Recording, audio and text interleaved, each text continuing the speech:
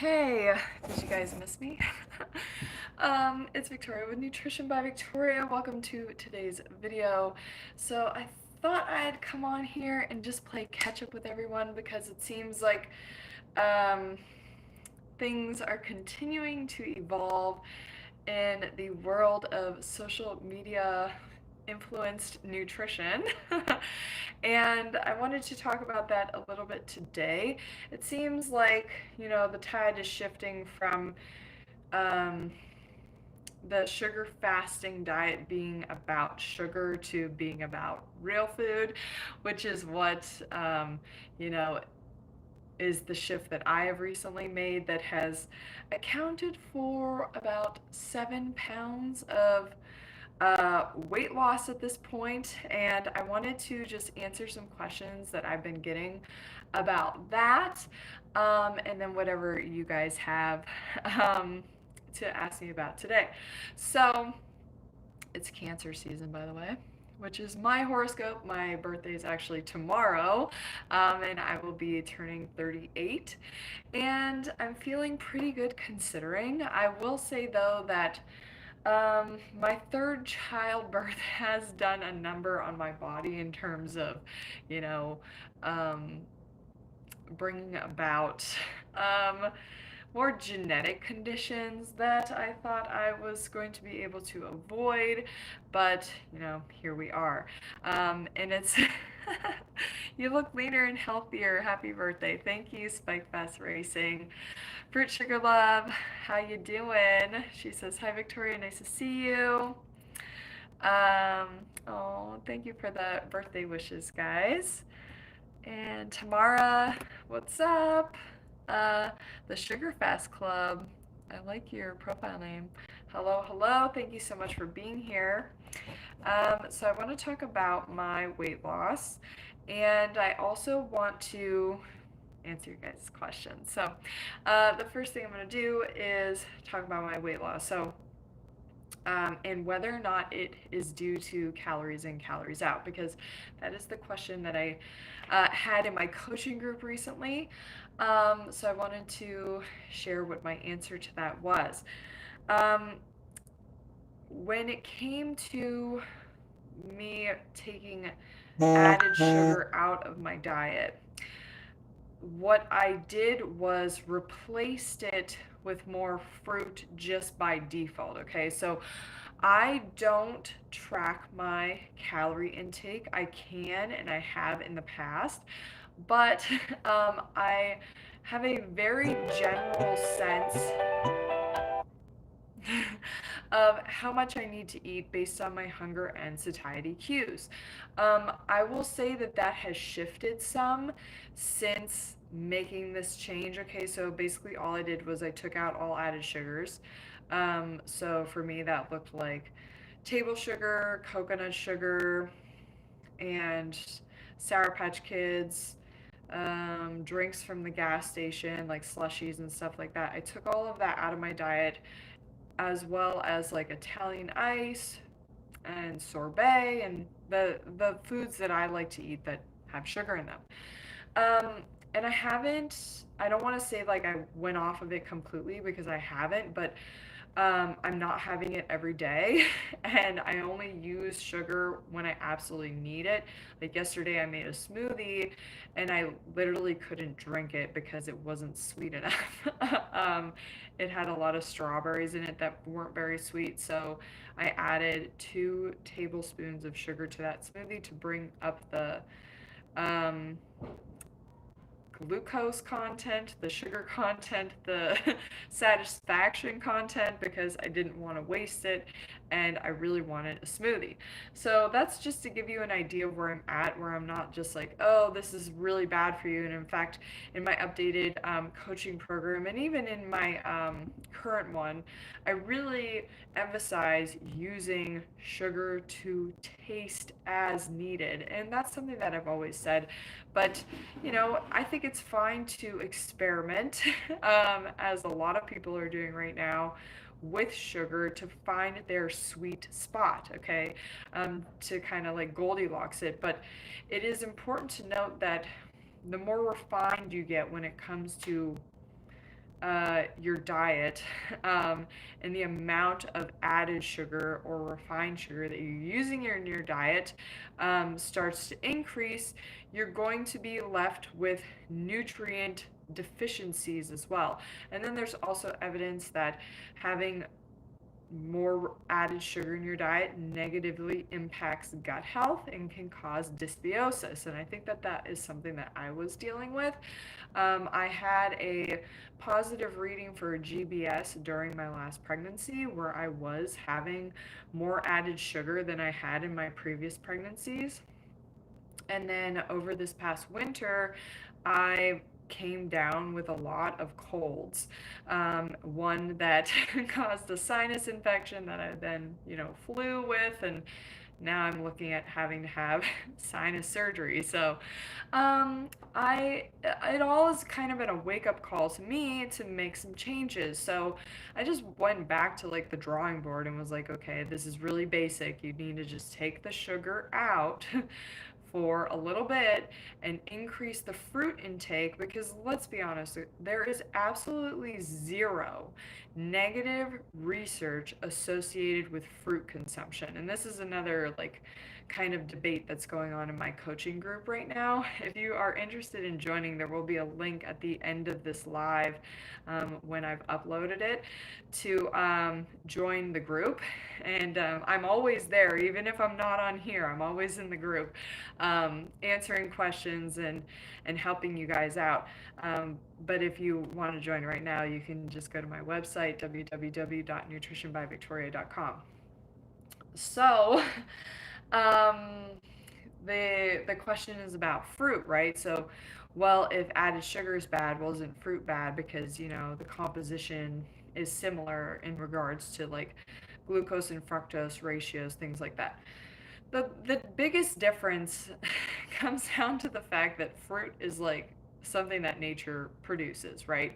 So it's going to come with everything that it needs in order to be processed correctly and utilized efficiently by your body, including micronutrients, vitamins and minerals, different enzymatic cofactors, which are usually vitamins and minerals, polyphenols, fiber, things that buffer the blood glucose response. Because what I noticed when I was having added sugar, even if I was having it with fruit, there would be times where my blood sugar readings were like 200, like 30 minutes after, having a smoothie or something. And I was like, okay, these are all flags that like I shouldn't be having that big of a bump in my blood glucose.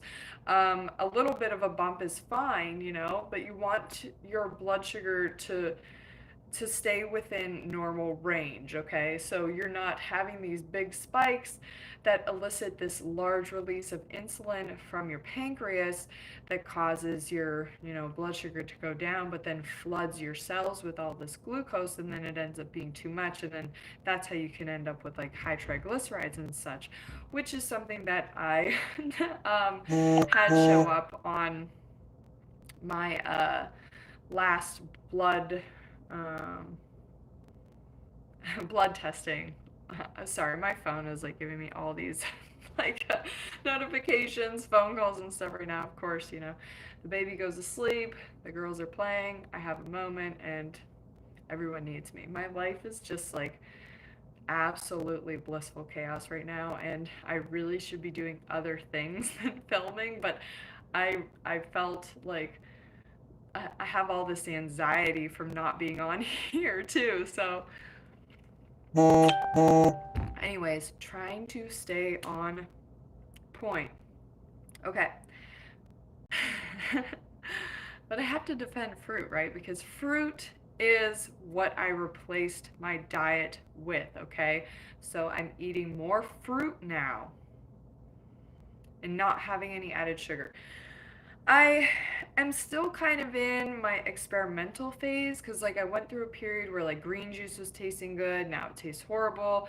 I went through a period where I was having coconut water instead of, like, juice in the morning. And now I'm having grape juice instead of coconut water. The grape juice is sweeter and is giving me more energy in the morning. So you really have to Goldilocks this thing, okay? You have, and go with the ebb and flow of your reality too, in order to figure out what's going to coax your body into releasing weight.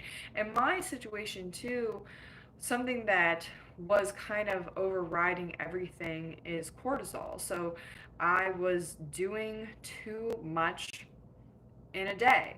I was trying to, get faster at running, really prioritize fitness. I was neglecting, yoga and relaxation and self-care things. And then, the bulk of what I do every day is childcare. So that's, more intensive concentration and alertness and things like that. So I have to still make sure that I'm eating enough. So what I'm trying to say is that I haven't counted calories at all. What I've done is I've replaced sugar with fruit. Dried fruit, I'm eating more dates. I eat as much as I want. If I have a craving for sweet, then I eat more fruit. And I try to eat as much fruit as I can during the day. And really, I've pushed my dinner back to, usually I'm saying like fruit till 4.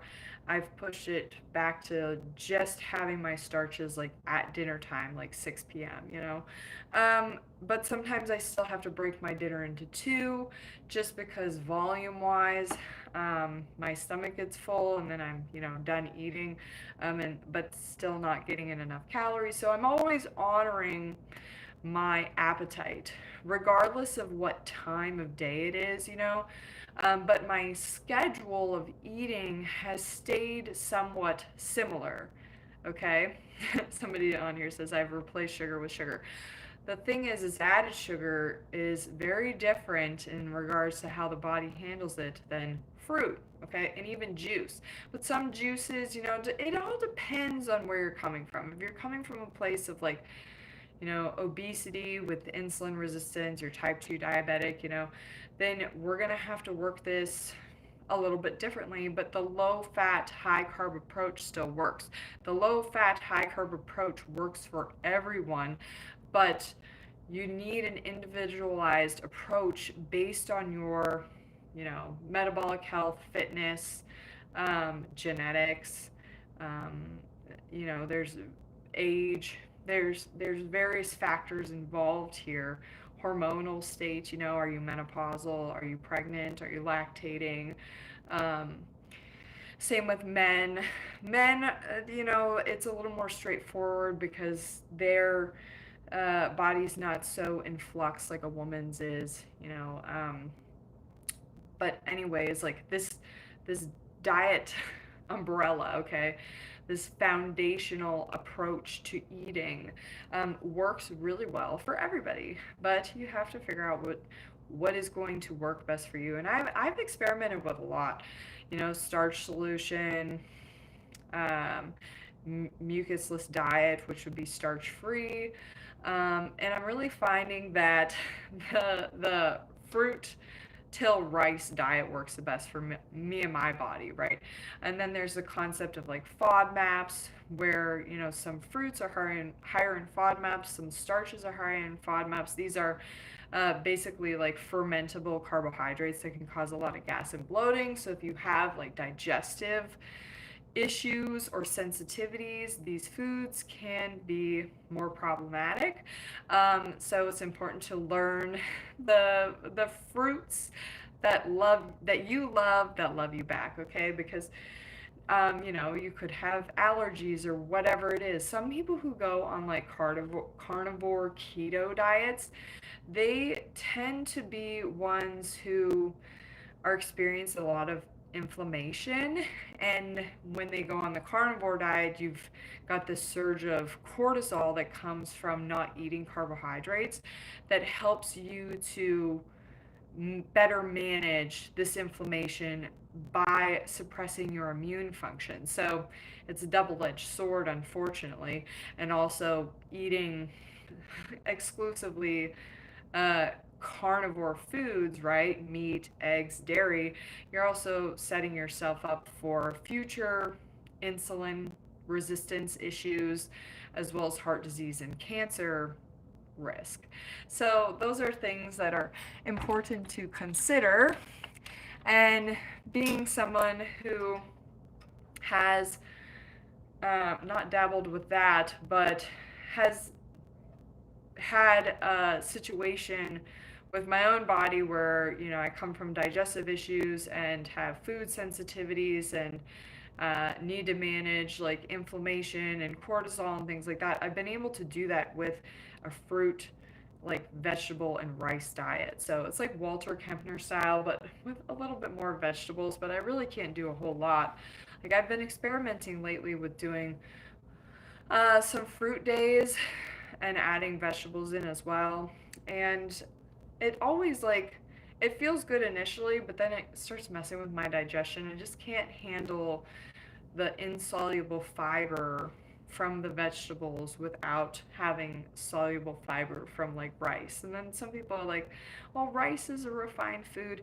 And it has been, processed to an extent, but it still retains nutrients, unlike sugar that doesn't contain any nutritional value. So you really want to like find a diet that's going to give you everything that you need. As another misconception is that, eating this way, and comes from these sugar fasting people, that eating a high carb, low fat, low protein diet long term will end up giving you issues like teeth issues, hormonal issues, digestive issues. And what I'll say, being a longtime practitioner of this way of eating, is that one, you do need to make sure you're meeting your nutrient requirements for protein, fiber, vitamins, minerals, and all of that, okay? As well as your omega-3s, okay? And it's easy to do without having to eat overt fats or overt protein sources. You just have to make sure that you're eating enough, okay? Enough fruit, enough vegetables, and then I find that rice actually provides a decent amount of nutrition that gets factored into all of that as well, and it can be easier to digest for many people. Okay, honey. Okay,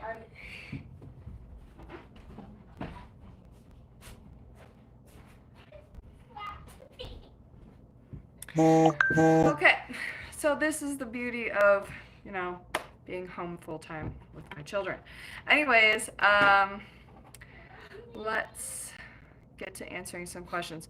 So I hope that helps because, there is this constant statement that is being made amongst these sugar fasting promoters like Cole Robinson, Mark Bell, and this new guy that I started watching. His name's Mike, who seems to be a little bit more scientifically knowledgeable about all of this stuff. But even he was saying that he strives to eat over 100 grams of protein a day. And I'm thinking, why? Like the carbohydrates are muscle protective. So they're going to be preventing muscle loss, okay, the carbohydrates themselves. And by eating that much protein, particularly of animal source, you're going to be increasing your IGF-1 levels in your body, which are going to be, promoting tumor cell growth. You're not going to that birthday party tomorrow? Why? Because of the way that you're acting right now. She slapped me and she... I don't want to hear about it. Please, Mommy. Stop. Okay. Anyways, let's get to answering questions. I don't think I'm going to be able to be on here for very long. Okay. Anyways, so I'm basically eating raw till 4, right? And as long as you're meeting your RDA for protein, you don't need to worry about protein, okay? Don't eat too much protein thinking that that's going to help you build more muscle, unless that is your goal, okay? But protein is anabolic. And animal-based protein is not going to be beneficial for your health. So when it comes to eating, you need to think about this from a longevity standpoint as well. Like, I need to eat in a way that is going to support my health and weight loss, aesthetic, fitness goals.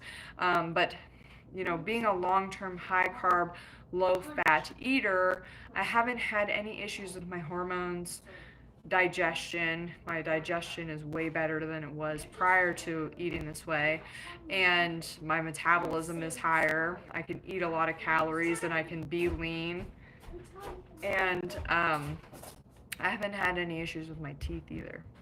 Because this one guy was saying, oh, my teeth are all messed up now from eating sugar, when you find out that he was consuming like a gallon of orange juice a day with milk, and that was like with sugar added, and shrimp. I'm like, acids much? Like, that's what was responsible for that.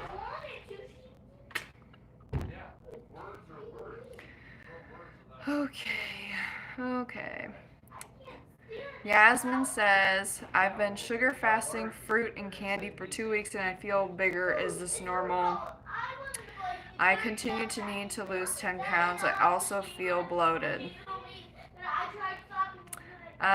Ditch the candy, okay? Add in some vegetables and have some starches. Okay. Oh, hey, EJ. I'm so happy you're on here. Stop it now. Both of you stop it. Thoughts on zero sugar Coke? Why even drink it? That's gross, just full of chemicals. It's gonna rot you from the inside out. Congratulations, the best friend that you have in the world, you guys don't like. Stop. She hit my butt. Okay. It makes me feel good when I hit something. How many calories are in 1 teaspoon of sugar? 15. You can bet you're punching someone. No. Tamara says, I did the same thing and I can tell by how I feel in my clothes. I lost weight even though I did have a lot of sorbets while on vacation with my family. I also stopped consuming creatine. Yeah, the creatine will definitely help your body release water weight, because that's what creatine does, is it helps you to hold more fluid. But sugar can cause inflammation, especially if you don't have enough micronutrients to properly utilize the sugar. So that can be really helpful. I find myself, desiring sorbet too as a treat. Especially if I haven't had enough fruit, and it's summertime right now. And if it's made with, real fruit, which is typically how sorbet is made, I think it's a non-issue. Glad that you're getting great results tomorrow. Okay. What's my favorite fruit? I'd have to say dates. Because I find their sweetness to just be like perfection, and they keep long, they don't go bad very quickly. I used to live in Arizona where they grow, and I think the trees are so beautiful, and they grow in the heat, and it's just a nice fruit. I gotta eat them every day, and it keeps my gut healthy too. Plus they're tasty. EJ says, I have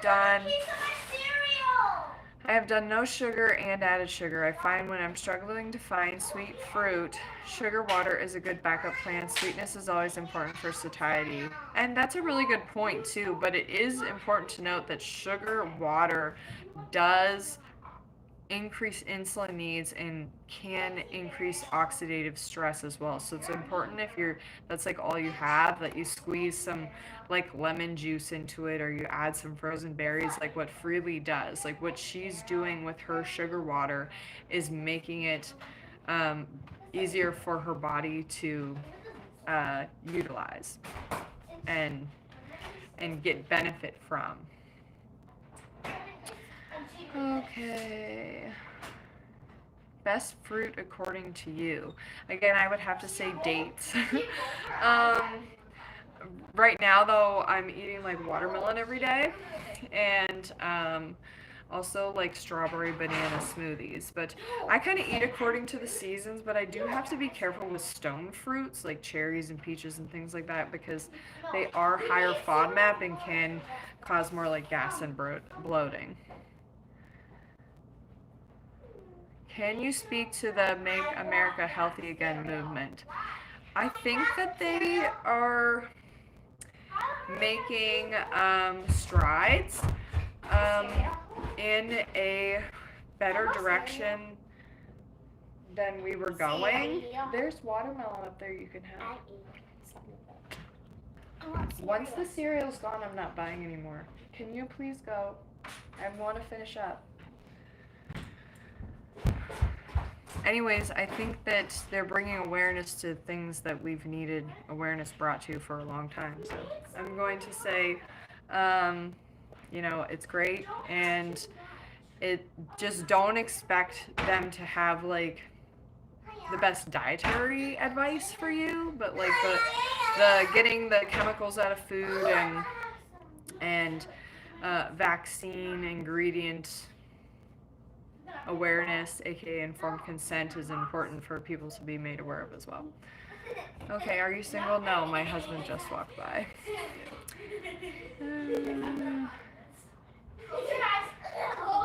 Somebody's asking about mangoes and they give me a rash. Okay.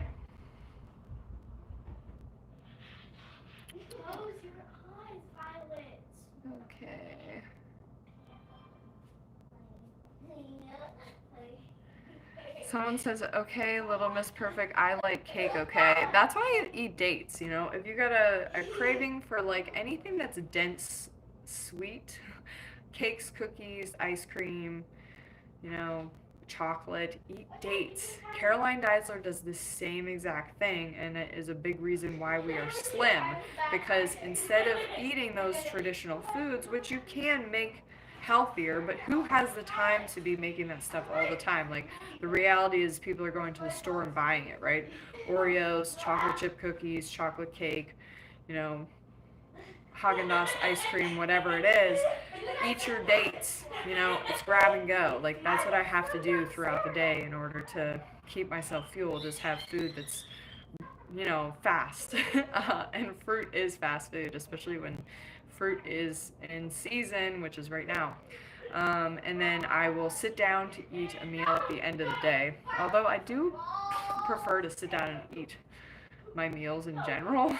I just don't have the ability to all the time.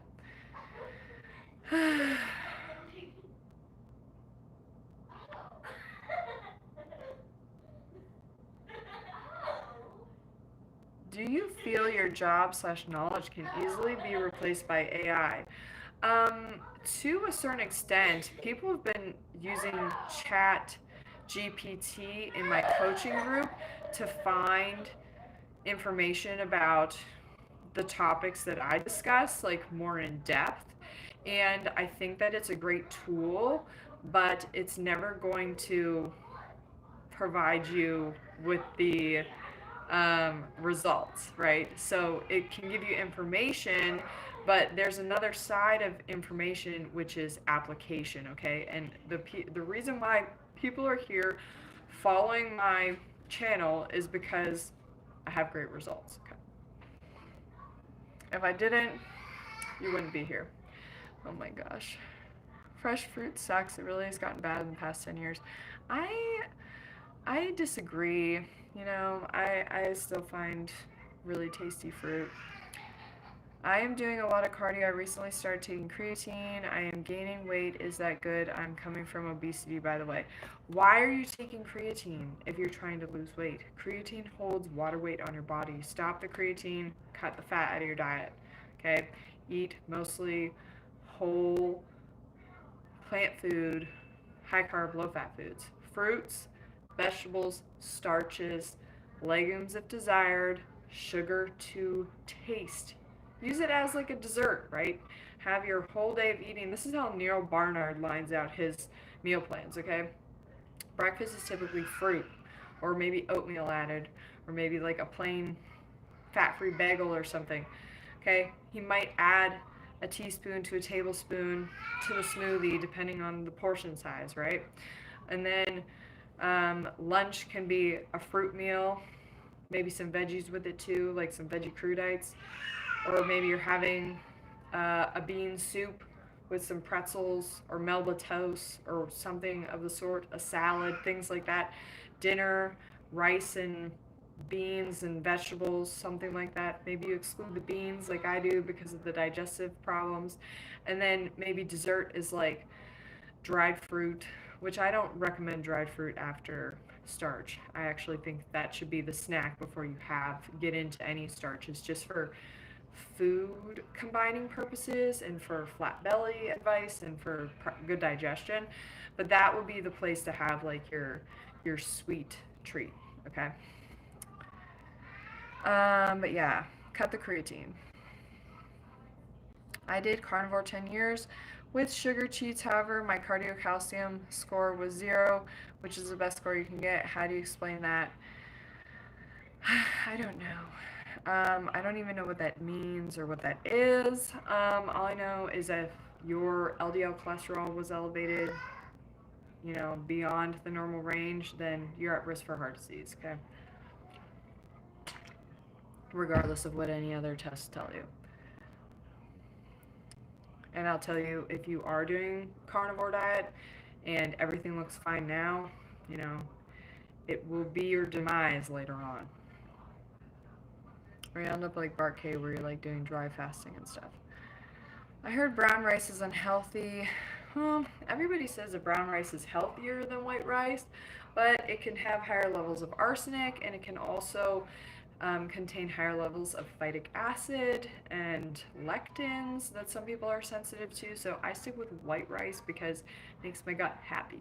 Okay, and I'm still getting nutrients, just none of the anti-nutrients. Sugar is a carb, it's a macronutrient. That is correct, but you can get your macros from fruits, starches, or added sugars. Added sugars, refined sugars, use them to taste, to sweeten. They are not a food group. It certainly didn't work for me and so many others in your group. Instead of raw till 4, we call it raw till fat and sick. Raw till dead because of the dramatic rise in triglycerides and cholesterol. I'm unsure who this person is, Lulu Lime Designs, but I can guarantee you that you have not put in the amount of time and effort that I have into getting the results that I currently have following a raw till 4 or fruit till 4 diet, okay? And like I said, a lot of people need to troubleshoot their own personal diet and lifestyle in regards to making it work for them, okay? So I'm finding that a lot of my coaching group members that are menopausal are finding benefit from adding legumes to their diet. I think what's important for people to consider is that you haven't been eating this way your whole life. Most women have been doing yo-yo diets. They've been crash dieting. They've done water fasting. They've taken prescription drugs. They've done all kinds of wacky things to their body, and to expect to follow Cole Robinson's advice instead of mine, and then come to me and say, hey, you're wrong for XYZ reason because I'm having these symptoms. And then I'm like, what exactly are you doing so that we can help move you in a better direction, okay? Not to forget, too, that when I initially came to this diet, I was carb intolerant. I was insulin resistant. I had metabolic damage. I gained 60 pounds eating what people strive to eat for weight loss and health, according to, mucusless diet practitioners, or who's that doctor that everybody loves? There's a whole bunch of them. Joel Furman, Jillian Berry just interviewed him. Who is that guy? Robert Morse. okay, who doesn't even follow his own protocol. But, fruit is the ideal food. Yes, I agree with that, but for sustainability, you want to, I include rice, but I initially gained 60 pounds eating, fruit and greens exclusively, okay?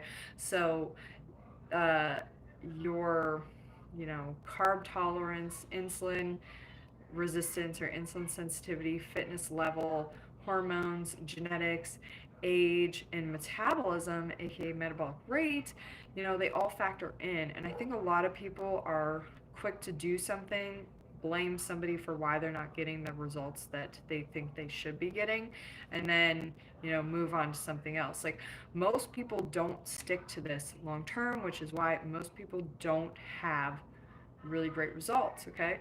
And then, I think this whole like sugar message has kind of confused people a lot too, where they've went, gun-ho on including all of this added sugar in their diet, and that has been responsible for, high triglycerides and things like that. But, it's likely that there was something, going on prior. And I know in my situation, I've had, to do some work on lowering my cortisol level, and that will impact your blood markers as well. So the other thing is, like I was saying earlier, in my coaching group, there's this like debate going on right now about fruit, and like I said, the research does not support not eating fruit, okay? You need to be moderate about your fruit juice intake, but when it comes to whole fruit and even dried fruit, you can literally eat as much as you want, unlimited quantities, without like damaging your health. Maybe you're coming from metabolic damage though, so weight gain is warranted, but your health improves, and then eventually, you go back down to normal, and your appetite adjusts as well. So that's the other thing. When you start eating more whole foods that contain fiber and carbohydrates, they naturally regulate your appetite signaling. So your leptin and ghrelin, and what turns your hunger on and turns it off. Okay, I find mine is a lot better now. I was like finding myself like eating throughout the day, like little sugary things, but I would never like have a big break without having something like I can now.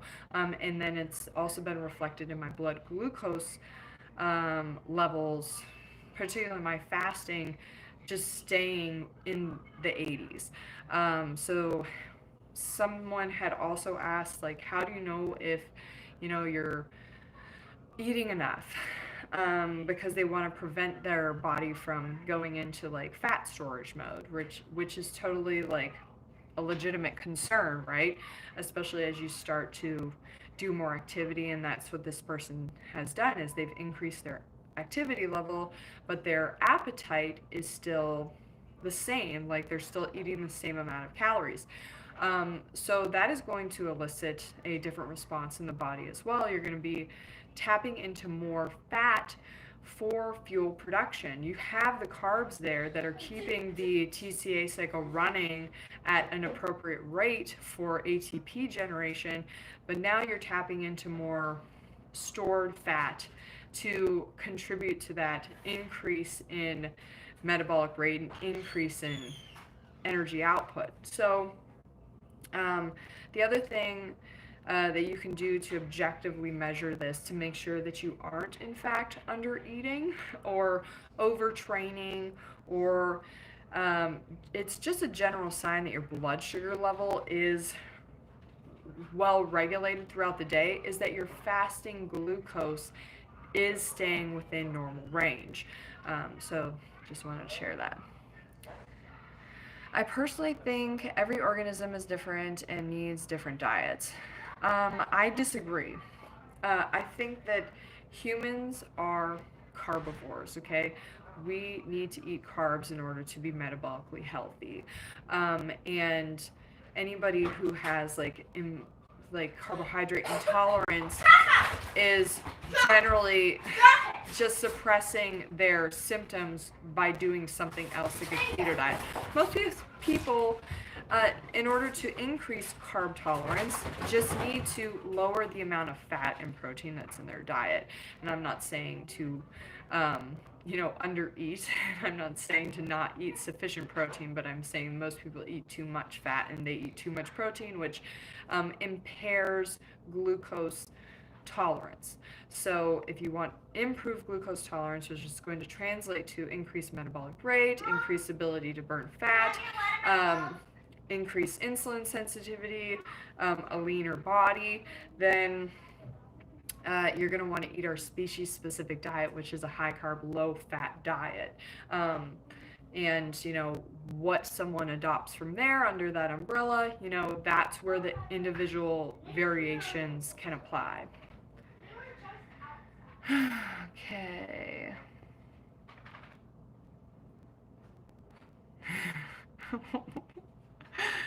I can tell where these comments came in.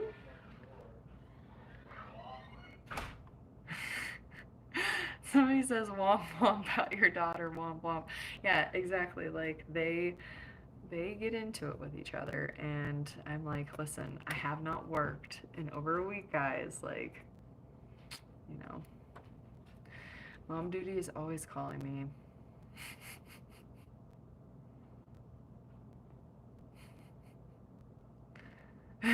Someone says she knows her child, obviously. Yes, I do.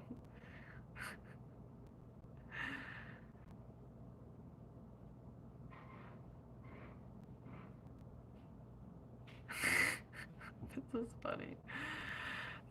B says to Lulu Lime Designs, go take a time out. She slays 99% of moms with that type bod. Let's be honest. Yeah, exactly. And I'm here to help you get similar results, but I can't control what people are doing, okay? I can only give you advice based on my own experience and education and continual research and knowledge, all right?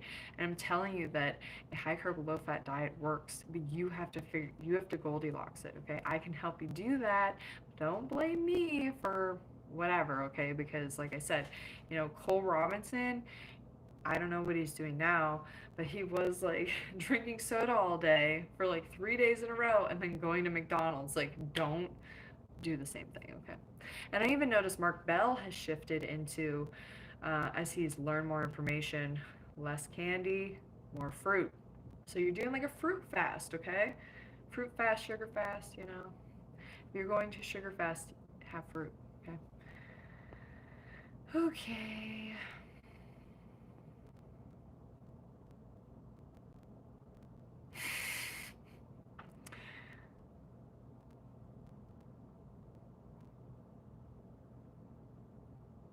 What about the carnivore people saying that animal protein is more bioavailable than plant protein? That's actually a misconception. When you cook, because let's be honest, these carnivores are cooking their meat. You actually derange the proteins, and how much of that is actually able to be utilized, like, I'm not really sure. I think a lot of the quote unquote gains are due to hormonal control or hormonal influence, aka eating animal tissue and putting that inside your body increases IGF-1 levels, increases insulin as well. So that's going to have an anabolic effect. Like a lot of what Durian Rider has said when it comes to how our body looks is based off of hormonal signaling is very appropriate. I don't agree with everything that he's been doing or saying. In regards to nutrition, because he's very pro like sugar. Actually, I was watching a video of him today, and he was saying, and I had followed his advice to increase more sugar, and what it gave me, it also took away. So that's why I switched back to having more fruit and just being a little bit more logical with my eating. But he was saying that he mostly drinks his calories all day, and notice Freely does the same thing. So you're kind of on like a liquid fast, right? But I used to follow like their actual protocol, the big banana, watery smoothies. And I would find myself just like it wasn't good. Like I was having hypoglycemia, and this is back in the early days, and just like water retention, and I'd be hungry, and it was just a mess. So that's why I'm saying like, if you want this to work, you have to take the principles and then find your sweet spot. Find what foods you enjoy, what foods you don't like. Like I can have a frozen banana smoothie made into kind of like a sorbet or like a frosty or like a thick milkshake or something, but I cannot have a fresh banana smoothie without, my body being like, what did you put inside of me? So, to each their own, you got to figure it out.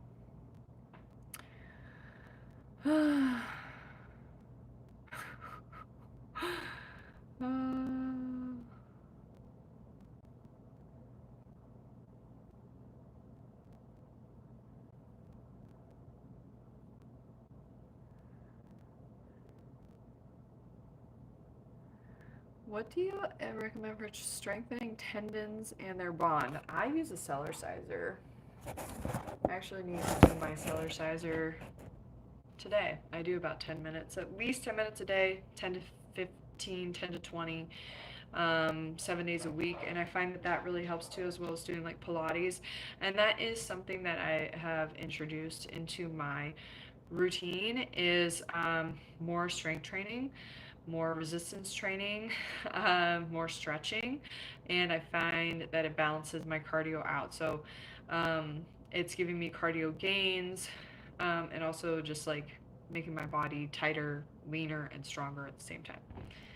So like I give myself 1 hour a day to do the cardio, the resistance, and the stretching. Some days I'm doing more because I'm doing more cardio, but I found that that is my sweet spot. Okay, monohydrate creatine will cause people to add water weight. Yes. Oh my God. All the people about the being a mom comments. I think that it's easy to judge someone, especially when you have no idea what their life is like. But I will tell you that, children can be a certain way, and you just have to kind of give them or show them boundaries sometimes so that they can understand what's like appropriate and what's not as well. And I'm finding that that's just like parenting in a nutshell, and that anybody has to do this, right? Or else, like, if I don't take the time to be on here with you guys, then I'm cutting off like a part of me that I want to be able to share, right? Or do or something, right? So much of my life right now is being a parent, and I find that if I don't take time to do the other things that make me feel whole as a person, which isn't much, okay? It's a little bit of self-care, it's exercising, and putting a little bit of work into this nutrition channel that I have, and my bit and my nutrition work, then I find that I can't be as good of a parent if I'm not ticking my own boxes. And I know lots of parents who put their kids in daycare all the time, so that they can go to work and do these things. So yeah, I am making it work for my family. How many children do I have? I have 3. Dates are perfect. Hey, I need some help. I'm making... okay. This person wants to know about making a steak sandwich. No one can hear you over the children shouting. Yeah, I know. Sorry about that. How many do you think I have? Are you accusing me of not having children because I give them love and attention? I don't know what we're discussing right now, but my children get lots of love and attention from me. Um, I had put them on a task, and then they've been just fighting a lot. My two older ones, and the baby's taking a nap.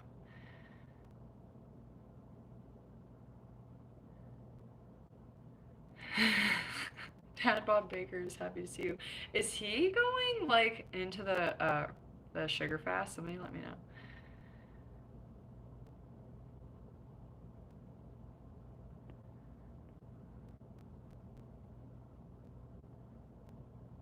Do you know low FODMAP diet? It's not fun. Yeah, but you just I find that, take those guidelines, apply them, and then ultimately find out what works for you because like some high FODMAP foods I can do and some I can't. And some low FODMAP fruits, irritate me. So you kind of just have to trial and error it, be the experimenter. Paul Saladino has been to the White House recently. That's sad. Like these, and it's just a popularity contest. Like even on here, it's all about like how many people you can reach, how much content you're putting out. Like, is your content flashy? The people are always like, you need better equipment, and I'm like, listen, I get criticized for just being here. Period. So, you're welcome. Okay. Uh,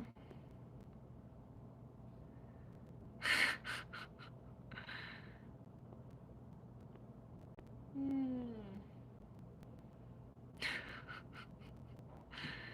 Is it true red meat is cancerous? Which food is considered red meat?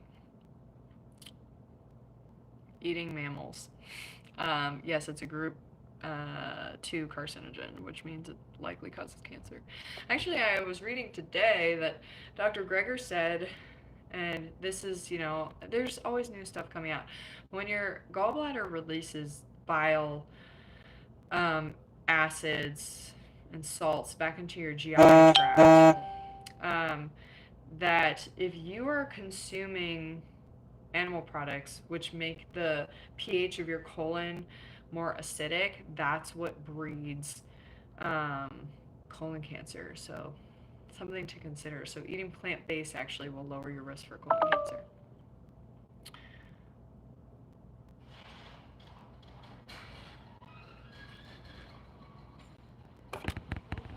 Okay, guys, I gotta go. Thanks for coming on here today. Bye.